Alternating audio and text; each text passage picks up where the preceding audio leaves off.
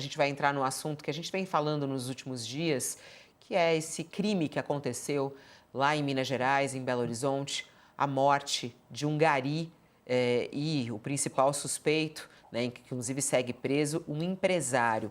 Bom, hoje a notícia que está repercutindo e que está na nossa página do UOL, para quem quiser acompanhar em detalhes, é que as imagens da câmera de segurança que a gente vai ver aí, inclusive, neste momento, as câmeras de segurança registraram o empresário René da Silva Nogueira no trabalho e depois ele passeando com 2 cachorros depois da morte do gari Laudemir de Souza Fernandes, na região metropolitana de Belo Horizonte. O crime aconteceu por volta das 9 horas da manhã do dia 11. 1h30 depois, ele aparece no seu local de trabalho, ali agindo normalmente com os funcionários. Aí depois ele deixa o trabalho no horário do almoço, chega em casa a 1h37. Aí René foi flagrado por uma câmera de segurança guardando uma arma também na mochila. Cerca de 2 horas depois, ele desce do apartamento para passear com os cães. Aí ele aparece vestido com a mesma roupa que usava quando foi preso na academia horas depois. E depois de passear com o cachorro, ele foi para a academia e aonde ele foi, inclusive, preso. Esses vídeos foram divulgados pelo Fantástico da TV Globo. E, na verdade, essas imagens que a gente conseguiu agora também, a polícia passou aqui para o UOL também, para que a gente também pudesse mostrar à nossa audiência essas imagens. E aí a gente fica pensando, né, o que isso significa, né? Quando a gente olha esse caso e olha as investigações, o que essas imagens pós o crime podem pesar contra esse empresário? Nós estamos em contato neste momento com o delegado Evandro Radaeli, que é o delegado que está acompanhando e investigando esse caso. Olá, delegado, muito obrigada por atender o convite do UOL e trazer aqui mais informações a respeito dessa investigação, desse crime que chocou o Brasil, né, delegado? Bom dia. Bom dia, Fabiola, Josias e Raquel. O áudio tá bom aí? Tá ótimo o áudio, estamos te ouvindo muito bem. Queria entender, delegado, essas imagens que a polícia, inclusive, disponibilizou para a imprensa, o que essas imagens revelam a respeito do crime? O que essas imagens revelam a respeito do comportamento desse suspeito?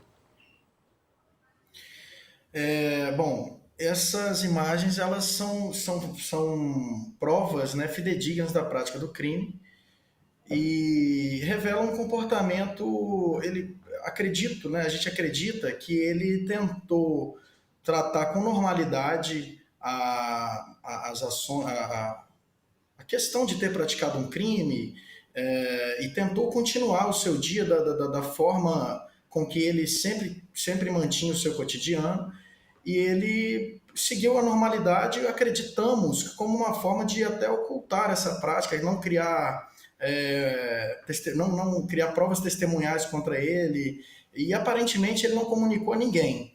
Na verdade, nós temos uma ordem judicial já para a extração dos dados do aparelho celular do investigado, para saber se ele se comunicou com alguém, se ele eventualmente prestou essas informações para alguém, o que ele disse.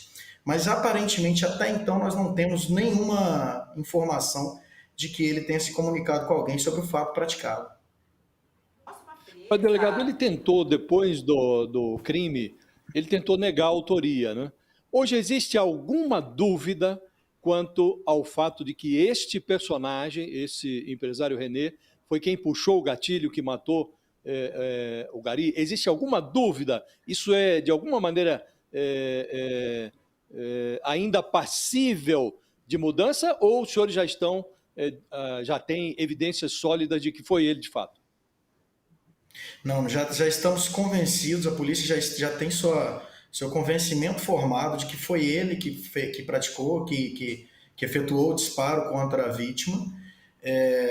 Temos provas robustas, como eu já disse, robustas e irrefutáveis, de que foi ele.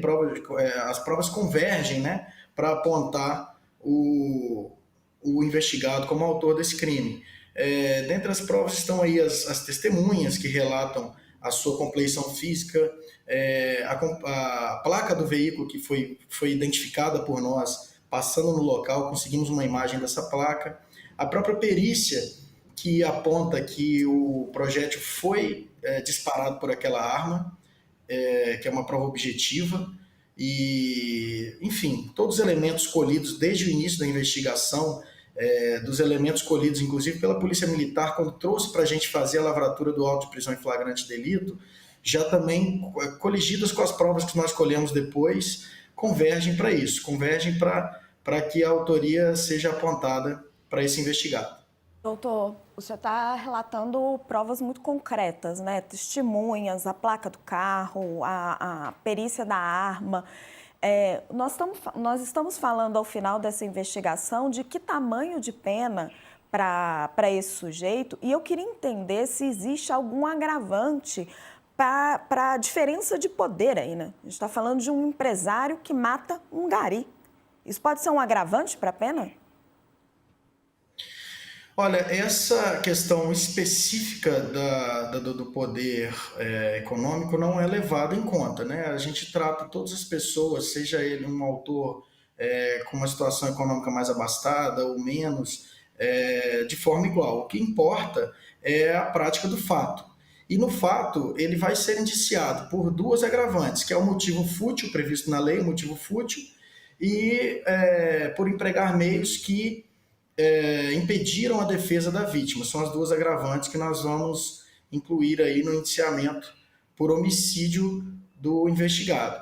Além disso, ele também vai responder pela ameaça praticada contra a motorista do caminhão, que representou contra ele aqui para nós no dia do fato, bem como pelo porte da arma de fogo, porque aparentemente o que nós estamos apurando até então é que ele que ele fazia isso com frequência. Não sabemos ainda com qual frequência, mas que era uma ação autônoma. Ele se utilizava dessa arma em outras oportunidades, assim como no dia ele se utilizou dessa arma, aparentemente saiu de casa com a arma para demonstrar poder em alguma situação, se deparou com uma situação que o irritou e praticou esse crime. Só um minutinho, então, mas estamos falando de quanto tempo de pena, doutor? Eu ia complementar agora, esqueci sua pergunta, você me perdoa. Que eu tinha feito só a pena do homicídio qualificado vai de 12 a 30 anos. Somadas aí as penas da ameaça e do porte ilegal de arma de fogo, pode chegar aí uma pena máxima de 35, 36 anos. Agora, ele já tinha acusação de outros crimes? Ele já se envolveu em outros episódios de violência que vocês tenham informação, delegado? Queria entender um pouco disso e entender também um pouco do perfil dele, né? O senhor, que está muito acostumado a investigar, a acompanhar crimes, como é que o senhor analisa um perfil desse empresário preso, né? Essa frieza dele de, depois de cometer um crime como esse, ir trabalhar normalmente, ir passear com um cachorro e até ir para academia. Nós trabalhamos com o que está nos autos, né? E é difícil a gente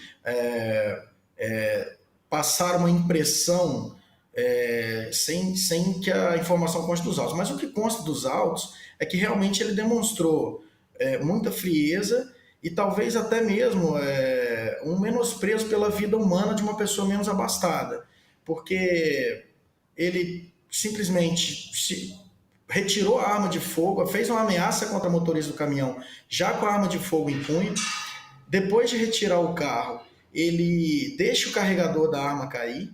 Isso está nos autos, né? Ele deixa o carregador da arma cair, recoloca o carregador da arma e efetua o disparo. Então isso demonstra que ele realmente tinha uma ação premeditada, com vontade, ele teve realmente a intenção, né, de praticar aquele crime, por um motivo completamente fútil, e depois seguir a sua vida, o seu cotidiano de uma forma muito natural, tentando demonstrar uma naturalidade. Isso realmente demonstra, sim, uma frieza por parte do investigado, e ainda ele conseguir chegar aqui depois de tantos elementos demonstrados a ele, e ele conseguir negar essa autoria.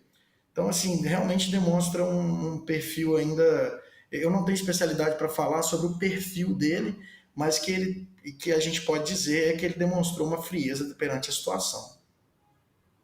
Havia no início, delegado, uma dúvida quanto à propriedade da arma utilizada no crime, né? Aventou-se a hipótese de que essa arma poderia ser da mulher do suspeito, do René da Silva, que é também delegada, né? Eu queria saber do senhor se essa suspeita já foi descartada, se a arma é de fato dele, se é da mulher, e, em segundo lugar, se esse crime pode ser julgado ou pode vir a ser julgado por um tribunal de júri. Bom, Josias, a arma de fato é dela. Isso já foi levantado até mesmo quando a gente foi lavrar o auto de prisão em flagrante delito. A Polícia Militar, quando identificou a possibilidade do veículo, chegou à propriedade do veículo, que também está no nome da delegada, posteriormente pesquisou o nome da delegada e logo encontrou que ela também tinha uma arma calibre .380, que é o calibre utilizado para a prática do crime, que foi uma cápsula encontrada no local do crime. Então aí já surgiram os indícios da prática da autoria a partir do depoimento das testemunhas que disseram que sobre a compleição física do investigado, que é uma compleição física um pouco marcante, singular, digamos assim, e isso já não é uma questão. A arma era dela. As investigações relativas a delegadas ficam a cargo da Corregedoria de Polícia em relação a essa cautela da arma. Então nós não temos esse tipo de informação, mas no inquérito até então não surgiu nenhum indício de que ela tinha conhecimento de que ele utilizava essa arma, ou muito menos da prática do crime. No entanto, a gente ainda continua com os atos de investigação, existem ainda extrações de aparelho celular dele que vão sair ainda, né, que depende de uma perícia, a autorização judicial já existe. E se surgir a partir da extração dos dados do celular, ela pode vir a ser responsabilizada até mesmo por ter conhecimento disso, mas isso ainda vai vir à tona eventualmente. Mas até então não há nenhum indício desse conhecimento ou de uma participação por parte dela. E sim, o crime ele se for levado, né, se houver a denúncia do Ministério Público, a denúncia for recebida e o procedimento tiver prosseguimento normal, que é o que nós acreditamos, esse crime sim vai a júri popular. Delegado, muito obrigada por estar aqui conosco. Delegado Evandro, trazendo mais detalhes sobre as investigações. Como o senhor falou, esse caso, de certa maneira, por parte da polícia, já está concluído nesse caso, né, delegado? Só para a gente explicar aqui para a nossa audiência. Ou vocês ainda vão fazer alguma outra apuração, ouvir mais alguém? A gente ainda está finalizando, nosso prazo legal é quarta-feira. Nós vamos trabalhar com esse prazo legal, porque existem muitas diligências a serem até documentadas, embora a gente já tenha todas as informações, elas precisam ser documentadas, depende ainda da elaboração do relatório final. Então, assim, a gente já tem todas as informações, exceto as do celular, que ainda vai ser... Que vai ser aberto, né, vai ser extraído pela perícia, os dados do aparelho celular. Ainda está pendente também a resposta da BYD, que é a empresa dona da marca do veículo utilizado, que a gente pediu o rastreamento do veículo, né? E são essas informações que a gente ainda precisa ter, documentar e finalizar o inquérito. Mas a gente já tem 90% das informações, digamos assim, e vamos concluir dentro do prazo legal.